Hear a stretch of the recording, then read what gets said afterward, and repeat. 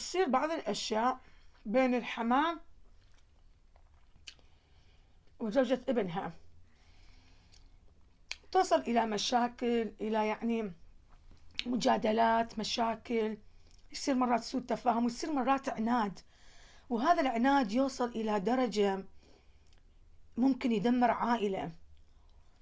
يعني أني لاحظت بعض الأمهات لما تجي تريد تتزوج ابنها وتفرح له على مود استقر، وهذا الشيء كلش حلو، ماكو أمة تفرح.